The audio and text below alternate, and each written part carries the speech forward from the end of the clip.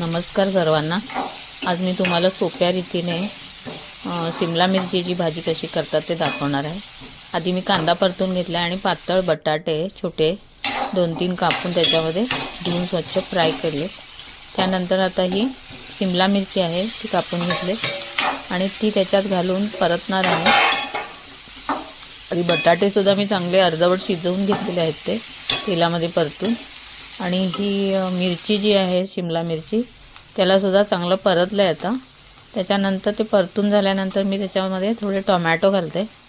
Tomato आणि नंतर इथं मी काढून ठेवलेलं आहे घरगुती मसाला, तिखट, हळद आणि मीठ ते सगळं घालते त्याच्यात आणि ते परतायला ठेवते मी। परत पाणी न घालता, पाणी घातलं ना भाज्यांची चव जाते। अजिबात पाणी नाही घालायचं आहे, तेलावरच आणि वाफेवरच ती भाज्या शिजवून घ्यायची।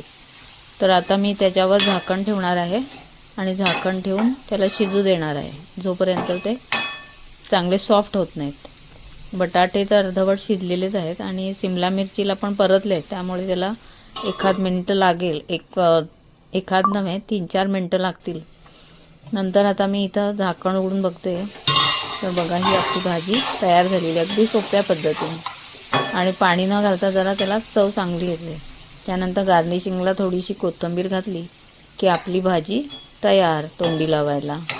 आमटी, भात, भाजी। आता आज आणि सोमवार आहे ना, आणि शिमला मिरची ही चांगली होती अगदी फ्रेश आणि